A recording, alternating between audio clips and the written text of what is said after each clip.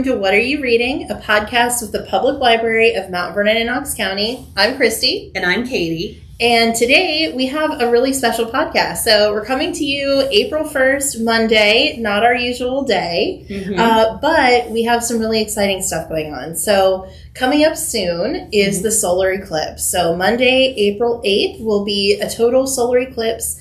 We will have visibility here in Knox County. The best visibility is going to be in Fredericktown, but Mount Vernon as well is going to have a few minutes of totality.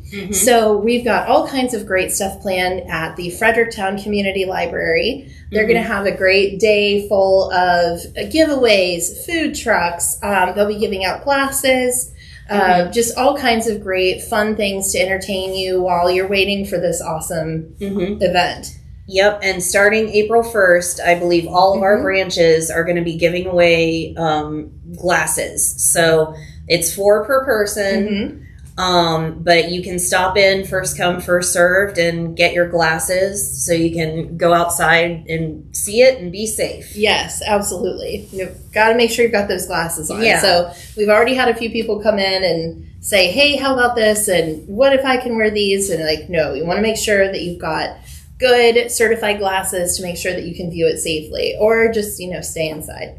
Yeah. But because of all this fun stuff going on, we decided to do a special podcast about something, to do with space and how all of this stuff works. So Katie and I both read Astrophysics for People in a Hurry by Neil deGrasse Tyson.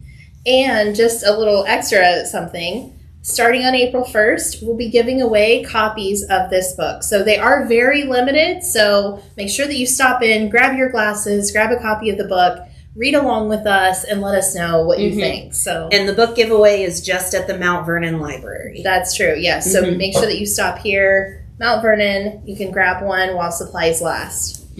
So Katie and I both, as we were reading it, we're kind of like checking in with each other. And I told her, I love Neil deGrasse Tyson. I love listening to him.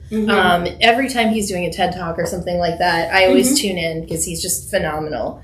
But my brain and astrophysics, it turns out they don't like each other. So... Yeah, I think that's fair. I mean, it's been a few years since Christy and I took a science class, so it was hard to jump back in. But he is really easy to read. Even if you don't grasp all of the concepts, you understand him. And he's got a great sense of humor. Oh my gosh, he's so funny, right? Yeah. Yeah, and he reads the audiobook as well, which we do also have available on our streaming services. So I was able to listen to it through Libby. And then we also had some great resources on Hoopla. So we do have Astrophysics for teens. So he did write a teen version of this. And I thought, maybe I do need to go back to high school. So I downloaded the teen version. I listened to that a little bit. And I thought, well, no, I really do need a more complex explanation to a few things. So I ended up also borrowing on our Hoopla account the kind of Cliff Notes version. And that definitely helped me. So it was 21 pages that kind of condensed everything. So I did use a couple resources to make sure that I totally understood what was going on. That is no fault of Neil deGrasse Tyson. He obviously did a great job. Yes, we both said, obviously he knows his stuff. Yeah. We do not. So I knew that there were times when I was reading it that it seemed like he started over here and then all of a sudden we wound up here. And I don't know. I couldn't connect the dots. Yes. So I'm sure the dots were there. Yeah. I just wasn't. Right, I wasn't following the string in the string theory, you're dragging me kicking and screaming through this. But I mean, I still loved it because he's so funny. He is. In fact, the first thing that made me laugh was one of the first things he talks about are quarks and how they were named, which is actually quark is a literary term. It was in Finnegan's Wake, and basically there's 6 types of quarks. They're called Up, Down, Strange, Charmed, Top, and Bottom.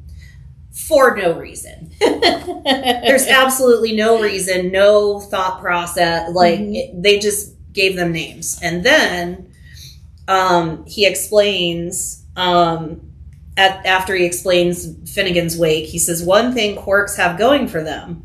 All their names are simple. Something chemists, biologists, and especially geologists seem incapable of achieving when naming their own stuff. That's true. Although, to which I say, their stuff, the names actually describe what it is. That is very true. They might be long complicated, but is the main difference. And it's like,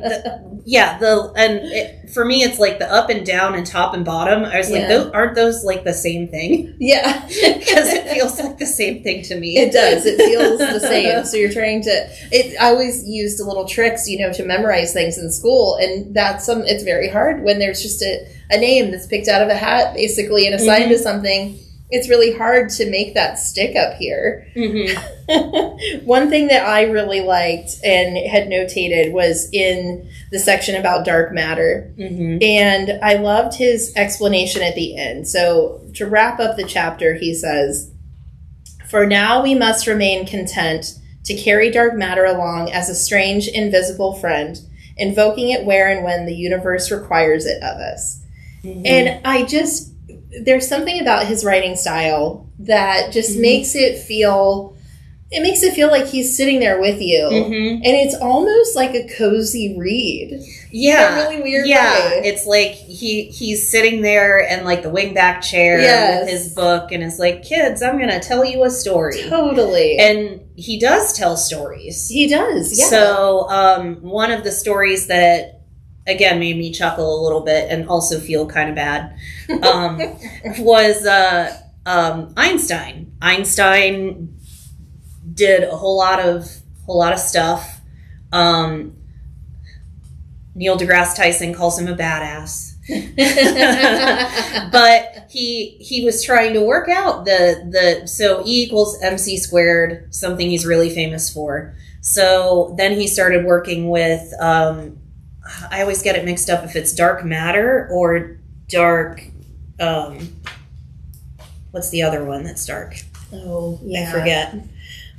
Anyway, something to do with something dark in space. Yes. So he was doing a equation for gravity, and he came up with a cosmological constant, which is a number that is represented by a Greek letter. He chose lambda, and it's constant, so it's the same number no matter what. And then when he started doing work on it, he was like, oh no, I probably should have kept this to myself because it's wrong. And called it one of his biggest blunders in his life. But then fast forward a certain number of years later, and the other scientists look at it and they're like, he was right. Yeah. He thought he was wrong, but he was right. Yeah. He turned out to be right most of the time. Yeah, for even sure. when he didn't think he was. Yeah. Well, and I think that's the beauty too. And Neil deGrasse Tyson kind of talks about that, how our ideas evolve. Of these things that are finite, and we know they exist, but there's different ways for us to explain them. And something that we thought was true millennia ago comes back around to be different, or we prove that it was in fact right, and now we're wrong. So yeah, and I, in preparation for this, was reminded of Star Wars Episode 3, I believe it was, where Obi-Wan is looking for a planet system, and he goes to the map and there's like nothing there. And that's kind of like how they're working with like dark matter, because it's like, well, there's nothing there, but something is happening.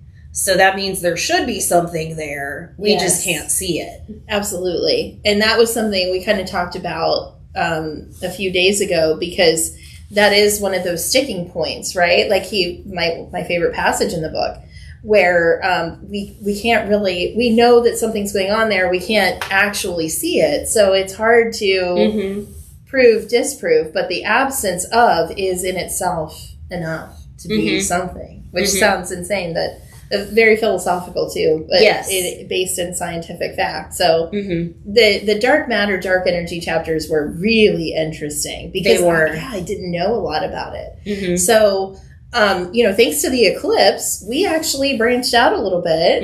We did some nonfiction, something that both wasn't in our wheelhouse. We're both lit majors, so you know this wasn't what we thought it was, and it turned out to be really enjoyable. Yeah, and I think it's a good overview. Aside from if you use the Cliff's Notes version while you're reading this, it's good. It's a good overview. It absolutely of kind of like what's going on in astrophysics. It was really exciting to like jump back into like astronomy and physics and just kind of being back in that headspace because I hadn't been since probably college. Yeah, which has been a while now. So, it was refreshing to feel like I was really learning something again and got the wheels turning and had me thinking about what a luxury, and Neil does talk about this as well, what a luxury it is to be at a point in your life where you've moved past the point of just surviving and being able to stop and look at the world around you. Because we are so busy constantly just trying to survive, making money for our families, homing our families, trying to figure out these huge world issues that we're dealing with today that very rarely are we afforded the time to just look up at the sky. And there's so much up there for us. We are so small, and it is so big. And getting bigger all the time. Absolutely. Well, thank you all so much for joining us. Again, just a reminder that we're going to have a huge event at Fredericktown on April 8th from 11 a.m. to 5 p.m. to celebrate the eclipse. We'll be giving out glasses starting April 1st. So starting today, we're giving out glasses. And we'll be giving out a few copies of Neil deGrasse Tyson's Astrophysics for People in a Hurry. Look at how small. You guys can do this. And it's a hardback. Yes. All right. Thank you all so much. And we'll see you next time. Bye. Bye.